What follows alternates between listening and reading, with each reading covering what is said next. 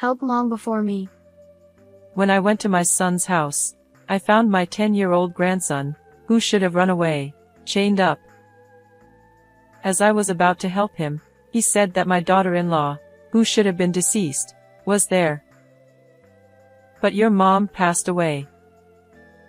When I opened the floor as my grandson instructed, there was my dried-up daughter-in-law lying there. What on earth happened? I was in a panic due to the unimaginable situation. Afterward, a series of horrifying truths were revealed. A year ago, after my husband passed away, I had been living alone. However, my son's family lived just a 30-minute walk away, so I didn't feel lonely. Especially my 10-year-old grandson Ron, who often rode his bike to visit me. Grandma, look, I got a perfect score on my math test. I was always charmed by my kind and smart grandson who visited me out of concern. My son Simon, at 34, was a company employee. He had earned a qualification in economics at university and was using it at work. He seemed busy, so we didn't see each other often, but I thought it was proof of his hard work. Instead, my daughter-in-law Lily often visited me. "Hello, how are you doing?" I was always grateful for her concern. "Mom, you should go on an overseas cruise." Half a year ago, my son suddenly came over and gave me a 2-week trip as a gift. He said he wanted to cheer me up after losing my husband. Oh my! What a thoughtful gesture. Thank you. I joyfully went on the cruise with my hobby friends, planning to help my son and his wife when I returned. However, Lily passed away a week ago, and we already had the funeral. When I visited my son right after returning to deliver souvenirs, I was shocked to hear the news at the doorstep. It was so sudden that they had the funeral with just the two of them. No way. As I tried to peek inside the house, my son quickly blocked my view. "I didn't tell you because I wanted you to enjoy your trip." Indeed, I was on the sea at that time. Did you inform her parents? What about Ron? I bombarded him with questions, and my son frowned. "I've contacted her parents, and Ron is in shock, so please leave him alone." I couldn't believe Lily was gone. "Can I come in?" I asked, but my son glared at me. "Stop thinking only about yourself. You're really persistent." He yelled and shoved me into the empty street, causing me to fall. This boy is also grieving the loss of his beloved family. I accepted what he said, feeling deeply ashamed of my selfishness. Looking up at my glaring son, I apologized and decided to leave. Now, I regret not forcing my way in then, for something terrible was already happening. The next day, I decided to call my son first to ask if he needed help instead of showing up unannounced. But he didn't answer, possibly busy with work.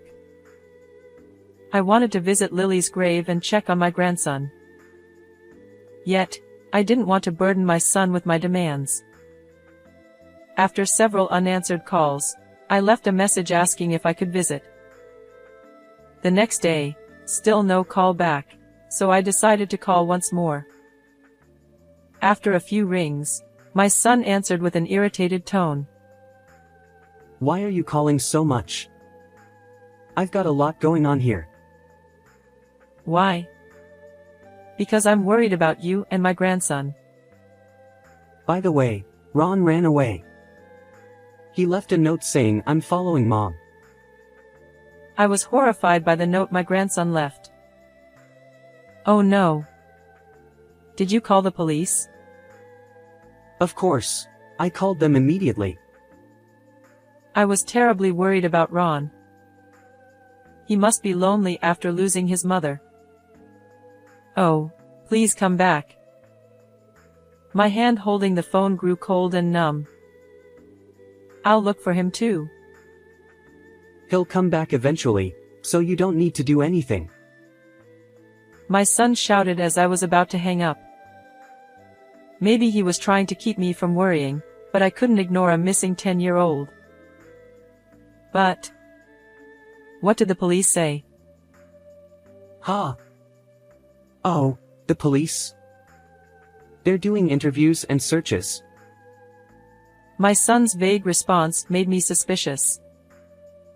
Anyway, don't worry, he'll be back soon. Then he angrily hung up. Is he really looking for Ron? A small doubt began to grow in my heart. That night, I couldn't sleep at all, constantly worrying about my grandson. As the sky began to lighten, I made a decision. Better to walk around searching for Ron than doing nothing. More searchers would be better. I headed to the police station as soon as the inquiry desk opened at 8:30. My grandson ran away, and you're searching for him, right? Any leads? The officer listened and checked the status. To my shock, they said no search request had been filed. What? That can't be. I was stunned, remembering my son's evasive answers. He's hiding something. Thanking the officer, I immediately went to my son's house. I rang the doorbell, but there was no response, as he was likely already at work. Using my spare key, I let myself in. From the back, I heard noises. Did he leave the TV on? Curiously, I headed towards the sound, finding my grandson chained in the kitchen storage space. Ron! What happened to you? I rushed to him and hugged him. Grandma. Please. Help Mom first. He pointed to the floor storage nearby with his chin. But your mom is gone, right? The funeral was held. No. Mom is here. Please hurry. He was in a panic, crying and kicking to get closer. His frantic expression made me realize something was seriously wrong. I fearfully opened the floor storage. No. Lily. There lay my daughter-in-law, mouth gagged, hands and feet bound with tape, dried up and lifeless. It's all Dad's fault. Wah. Mom. Seeing his changed mother, my grandson screamed and cried. I hugged him and immediately called an ambulance. The operator arranged for the police and rescue team to cut the chains, and both Ron and Lily were rushed to the hospital. In the ambulance, my sobbing grandson explained what had happened. What a horrible thing. I'll make sure he pays for this, Ron. Grandma will see to it. Listening to him, I vowed to bring justice for my grandson and daughter-in-law. Later, with the police, I heard more details in the hospital room. My son had been away for about a week. After Ron fell asleep, I asked the nurse to look after him and went straight to a lawyer's office. Determined to expose my son's crimes, I searched everywhere. 8 days after finding Lily and Ron, I was sitting in my son's living room. As I heard the front door open, it signaled my son's return home. Mom? Dressed in flashy shirts and jeans that didn't look like work attire, he was surprised to see me. Then, my son quickly glanced toward the kitchen. Of course, you'd be concerned about the kitchen, where you chained a 10-year-old child. When I glared at him, Simon looked startled. Chained? What are you talking about? You mean the toy handcuffs he was playing with?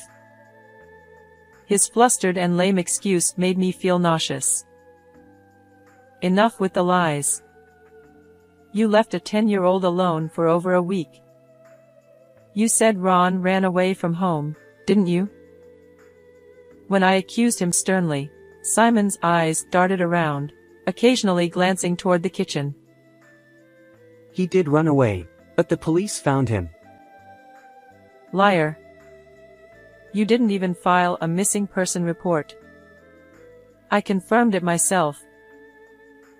I stood up from the chair with a bang and yelled, making my son wince and fall silent. But Lily's gone, and I have to work for the sake of the kid left behind. He mumbled, sneaking glances to check if the floor hatch was open. That's completely different from what Ron told me. Just as I started speaking, my son shouted, Enough already, you old hag. Haven't you finished menopause? He raised his voice, interrupting me, and tried to drag me out of the house.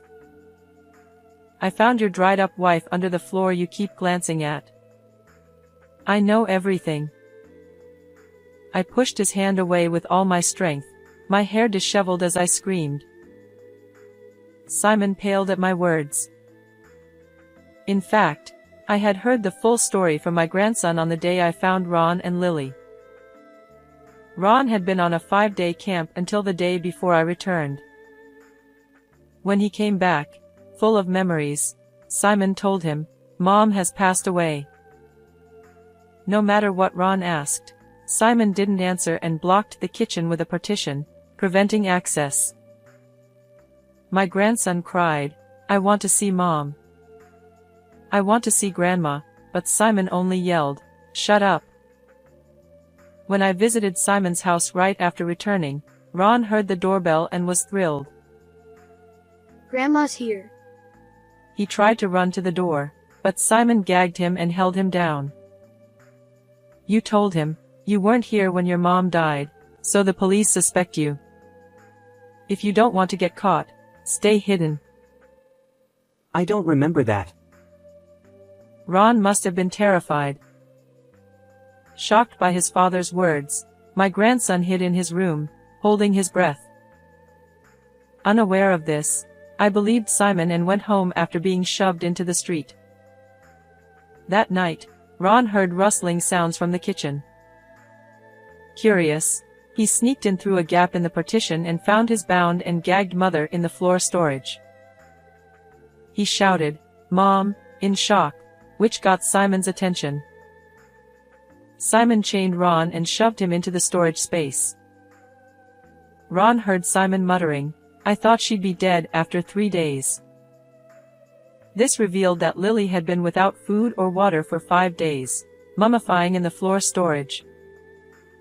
That's just a made-up story by him.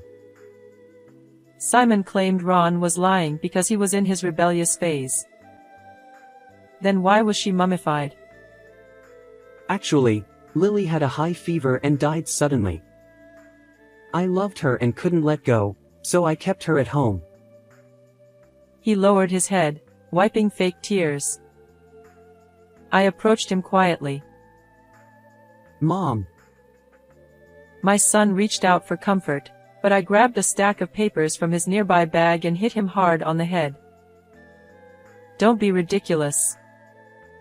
You neglected your child for over a week and went on an affair trip. That's your idea of love? The stack of papers was evidence of my son's infidelity. His computer was full of emails and photos with his mistress, and gifts and luxurious dinners were all documented in the photos. Where did you get those? Frantically trying to hide the papers, he looked pathetic. I found this account book in your closet. I slammed a bank book on the table, making Simon's face twitch. The bank book showed transfers totaling $200,000 over 3 months, way too much for a salary. You said you were in accounting, but this is embezzlement. Ha! This is a bonus. It's too early for you to go senile. He spat back, but then. That's not true. A strong voice came from the next room. Simon looked in shock as a tall, middle-aged man stepped out. Ollie? Yes, he was Ollie, the head of accounting at Simon's company. After finding Lily and consulting with the police, I also discussed the suspicious transfers with the manager. The company was aware of the unusual transactions and was already investigating. Ollie had called to check on us, and I informed him about Simon's return. Instead of calling the police, I called Ollie, who offered to accompany me for safety. You've let me down. Standing with folded arms and glaring at Simon, he continued. Everyone makes mistakes, but a crime is inexcusable even once. What? Simon told me he was an exceptional employee. I asked, confused by the contradiction. No, he makes many mistakes and tries to blame female colleagues. I was stunned and looked at Simon, who avoided eye contact. Still, I believed he had potential. Embezzlement is unforgivable. Spending stolen money on your mistress. What a disgrace. Shrinking under our combined scolding, Simon suddenly raised his head and started speaking boldly. Embezzlement and infidelity were wrong, but I couldn't accept Lily's sudden death.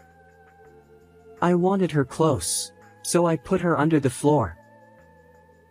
Claiming she wasn't alive when confined, he began sobbing theatrically. Stop lying. Lily is alive. When I revealed that Lily survived, my son's eyes widened in horror. His fake tears were obvious. That day, thanks to the doctors, Lily was saved and, though bedridden, gave statements to the police matching Ron's. She discovered Simon's bankbook and was attacked when she tried to contact the company. Remembering her trembling during her statement made my anger flare up again. Our company values customer trust above all. We cannot tolerate this. You're fired. The manager's low, powerful voice made Simon tear up. What you did is unforgivable. You're cut off. You won't see your wife or child again. My declaration visibly shook Simon. What? Fired and cut off? How am I supposed to live? Help me, Mom. Go cry in the bathroom again. I pushed away my son, who was clinging to me, crying. Just then, I heard police sirens, signaling the arrival of officers called before Ollie's appearance. Am I really getting arrested? I just wanted to impress a younger woman. Simon cried out, but I handed him over to the police, shooing him away. After that, my son was arrested. The lawyer predicts that, due to embezzling company funds, he might spend about 10 years in prison. Lily divorced him immediately and demanded $200,000 in alimony and child support. I hope he spends his life in poverty and loneliness, darker than the space under the floorboards. On the other hand, Lily has fully recovered, and Ron is doing well too.